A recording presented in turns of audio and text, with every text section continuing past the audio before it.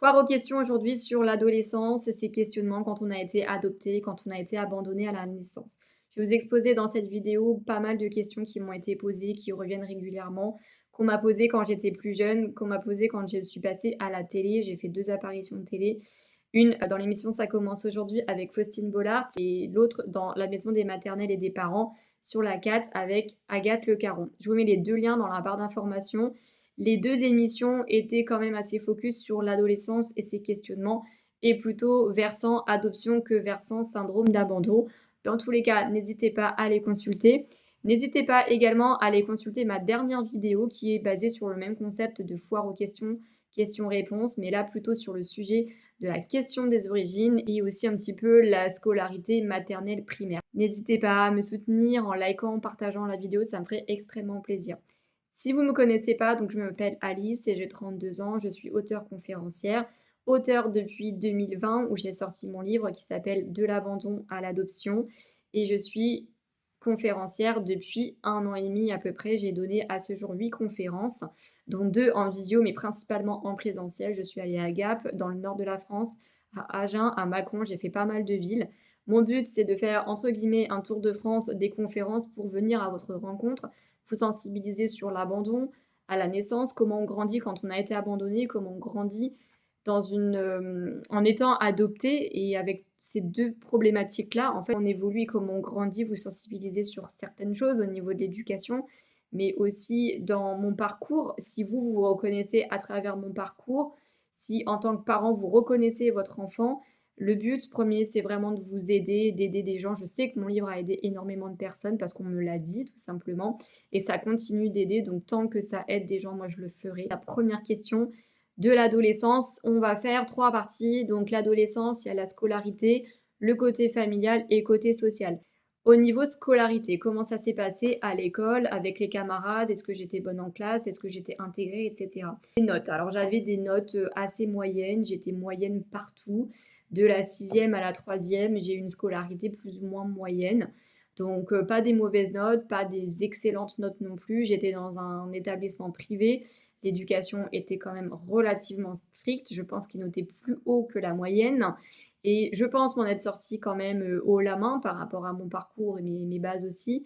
Donc je suis fière de moi sur ce plan-là quand même. Mais j'ai eu énormément de pression de la part de mes parents de réussir, réussir coûte que coûte. Si j'avais une mauvaise note, j'avais l'impression de voir ma vie défiler, que j'avais un mauvais trimestre, une mauvaise année, une mauvaise vie professionnelle, enfin tout mon avenir devant moi. Donc j'ai eu beaucoup trop de pression scolaire, enfin de la part de mes parents, pas de l'établissement scolaire, parce qu'à l'école c'était la même pression pour tout le monde en fait. C'était vraiment dans l'accompagnement. J'ai pas senti nécessairement de pression démesurée de la part du corps professoral, mais vraiment à la maison de la part de mes parents. Et ça, quand on a été déjà abandonné, adopté, déraciné déjà de plusieurs environnements, et qu'en plus de ça, on nous remet une pression à te dire il faut que tu t'adaptes, il faut que tu réussisses, il faut, bah, c'est compliqué à vivre. Donc ma scolarité, je pense que si j'avais été plus valorisée dans mes réussites plutôt que par mes échecs, je serais certainement pas la même aujourd'hui, je ne serais même peut-être pas là à vous parler. Si je vous parle et que je fais des vidéos, c'est aussi parce qu'il y a eu des choses négatives. Si tout avait été bien, bah, tant mieux pour moi, mais j'aurais rien à partager en fait sur ce point-là.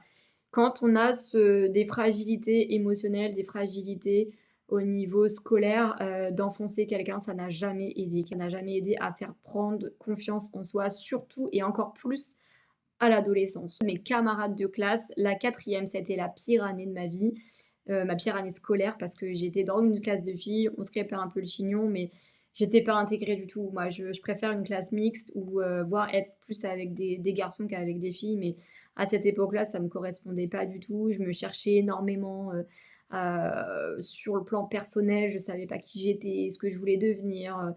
Dans le plan, sur le plan familial, j'avais pas l'impression de pouvoir m'exprimer plus que ça. Que l'école était potentiellement mon refuge, mais même à l'école, je me sentais pas bien.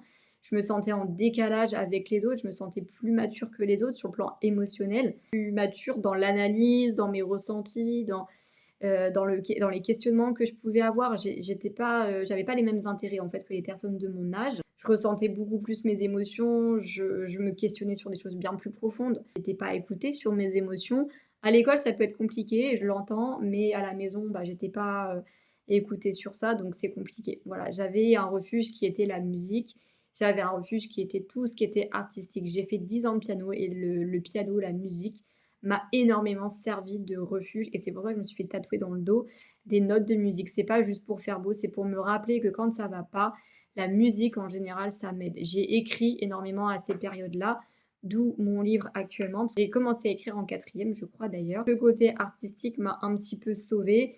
Pour revenir sur le plan de la scolarité, j'étais pas mise de côté, harcelée. J'ai jamais été harcelée, Dieu merci. J'ai jamais été victime ou la cible en fait d'attaques personnelles. Donc ça, je sais que malheureusement, enfin, je suis extrêmement chanceuse là-dessus. Ça devrait même pas être de la chance, ça devrait être de l'évidence de ne pas avoir été harcelée. Mais malheureusement, c'est le cas de beaucoup aujourd'hui. Pour le plan familial, ma seule personne qui était là, c'était ma grand-mère. Et malheureusement, elle est décédée quand j'ai eu 16 ans. Donc ça a été un gros coup de massue personnel et un tournant dans ma vie. Je me suis réfugiée dans la nourriture quand ça n'allait pas. J'en avais pas conscience à ce moment-là, mais je le faisais sans en avoir la pleine conscience de ça.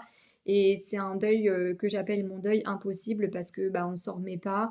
C'est le deuil de ma vie. J'ai vu de nombreuses personnes décédées malheureusement dans mon entourage. Et ma grand-mère, c'est la personne qui m'a le plus marquée. En plus, c'est arrivé quand j'avais 16 ans. C'était à l'époque mon seul repère et ma seule boussole. La seule personne avec qui je pouvais tout dire. Je me sentais pas jugée, je me sentais à l'écoute, je me sentais bien en fait, chez mes grands-parents. Mon grand-père, je l'adore aussi, hein, je l'adorais aussi, il est décédé malheureusement, mais c'était plus avec ma grand-mère que j'avais un feeling. Donc, je ferai forcément une vidéo sur le deuil en général, mon expérience de comment j'ai pu transformer cet événement malheureux en une force, en fait, qui m'insuffle de la force et pas me laisser couler. Sur le plan familial, bah, quand ma grand-mère est décédée, ça a été très, très, très, très dur parce qu'affectivement parlant, j'avais personne. J'avais des amis à partir de la troisième. C'est là où, au côté amical, ça s'est fait, mais c'était compliqué. Ça a mis du temps à se mettre en place. Personne à qui me confier et les amis, j'ai commencé à m'en faire vraiment avant aussi. En quatrième, je sais pas, il y a eu une rupture à tout niveau et après c'est en troisième où ça a commencé à bien aller.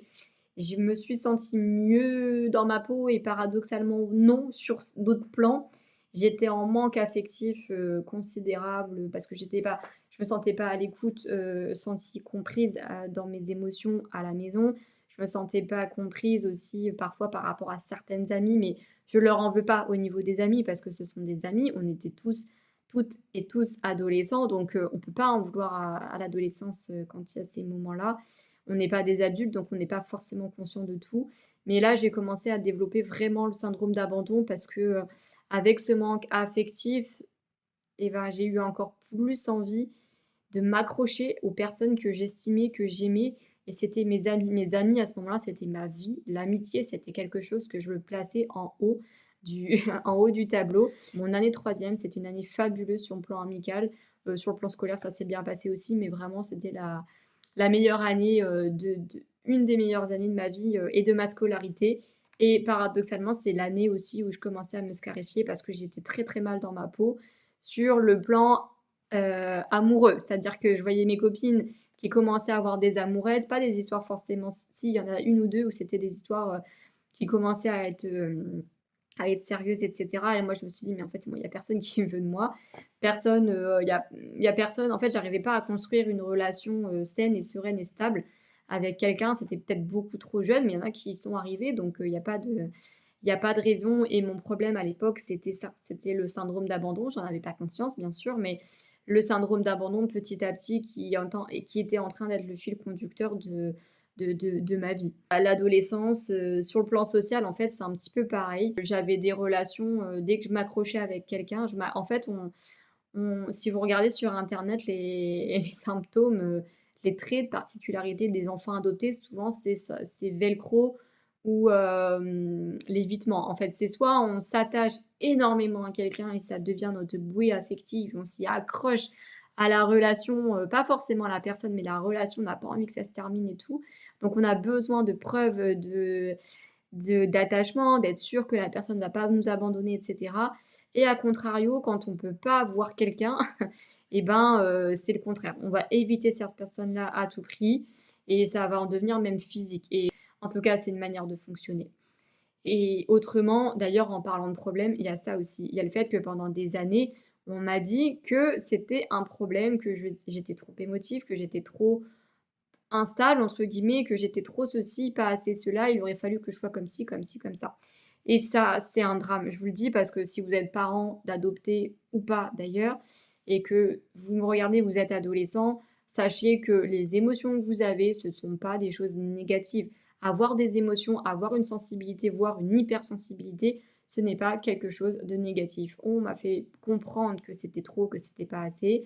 Notamment, et j'ose le dire, mais mes parents nombreuses fois m'ont répété que j'étais trop émotive, trop sensible, que j'analysais trop, et cetera. Alors le fait est que ma sensibilité, aujourd'hui, j'ai été à la recherche de personnes et notamment des artistes qui sont mes sensibles, qui en ont fait une force, notamment dans le domaine artistique et qui aujourd'hui gagnent très bien leur vie parce qu'ils sont artistes, sont épanouis grâce aussi à la sensibilité qu'ils ont, les acteurs, les actrices.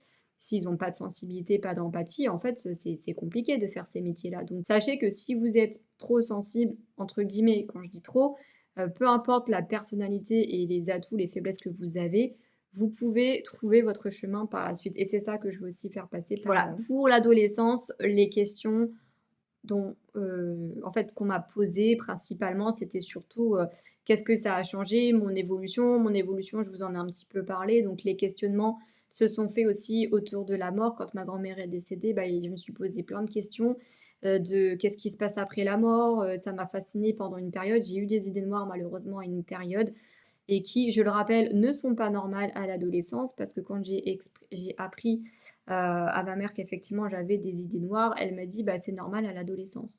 Non, c'est pas normal à l'adolescence, en fait.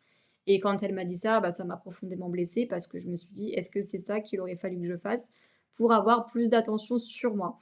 Et comme à la maison, j'étais pas écoutée sur mes émotions et que dans la famille, j'étais un peu le mouton noir et à être pointée du doigt parce que dans mes cousins, cousines, j'ai personne de mon âge, donc c'était toujours, «Ah bah, pourquoi Alice elle fait ça? Et pourquoi Alice elle a pas de copain? Et pourquoi et Alice elle fait pas comme ci, elle fait pas comme ça, mais qu'est-ce qu'elle va faire?» J'avais tous les projecteurs, j'avais l'impression, en tout cas, d'avoir tous les projecteurs de braquer sur moi, de qu'est-ce que je vais faire, de jouer ma vie, en fait, à chaque repas de famille. Donc, c'est beaucoup de choses que je veux vous dire en une vidéo. Hormis, effectivement, la question du deuil de ma grand-mère, il y a aussi la question identitaire, la crise identitaire. Je ferai certainement une vidéo entière consacrée à la crise identitaire parce que c'est quand même un gros sujet et la vidéo, après elle va être beaucoup trop longue donc je ferai un sujet, que sur ça. Et la dernière question qu'on m'a posée la dernière fois en conférence, c'est à qui du coup je me confiais? Parce que c'est compliqué sur le plan familial, ma grand-mère n'était plus là. Les amitiés, ça commençait à se construire donc en fait, je me confiais à moi-même, c'est-à-dire dans mon journal intime. Je me confiais bien souvent aussi aux amis de mes parents, ça m'est arrivé aussi, à qui voulait bien m'entendre, à qui voulait bien me prendre un peu sous son aile. Et le fait de ne pas avoir été entendue dans mes émotions et étouffer un petit peu on a voulu me mettre en sourdine mes émotions, ça fait que le corps, en fait, somatise un petit peu. J'ai développé des troubles du comportement alimentaire parce que je mangeais dès que j'avais pas d'affection. Ça, c'est venu après. Mais voilà, j'en parle quand même dans cette vidéo-là. Donc ça a créé des problèmes aussi au niveau du corps. Sachez que si votre corps parle, c'est qu'il y a quelque chose qui ne va pas plus profondément dans votre «tête» entre guillemets. Et quand je dis: «Ça va pas dans votre tête», c'est qu'il y a quelque chose, il y a des lacunes, ou des carences affectives, il y a quelque chose qui ne va pas. Ça a cassé ma confiance en moi, d'autant plus si on me casse par-dessus et qu'on me met une pression donc je pense qu'effectivement, pour rejoindre la question qu'on m'a posée en conférence, il y a 2 semaines de ça, quand j'étais dans le Nord, c'était: «Est-ce que en grandissant dans un environnement plus bienveillant, est-ce que je serai une meilleure enfin, une personne qui a plus confiance en elle?» Je pense que oui. La réponse est oui. Dans l'histoire de l'adoption, il y a forcément un abandon au début. Le problème, c'est pas l'adoption, c'est l'abandon et quand il y a des fragilités au début, il faut être, informé que ces fragilités-là, si on pointe du doigt toute la vie dessus, si on creuse dessus, si on casse la personne, si on rabaisse la personne, forcément, ça va devenir un adulte un petit peu instable dans ses émotions, instable aussi dans la prise de décision, avoir besoin de validation, et cetera. Donc, ça, c'est hyper important d'en parler. Je ferai d'autres vidéos aussi à ce sujet-là, sur l'éducation, sur la sensibilisation à ça. Je vais m'arrêter là pour la foire aux questions, sur l'adolescence et si vous avez d'autres questions, n'hésitez pas à les poser en commentaire et moi je vous dis à très bientôt.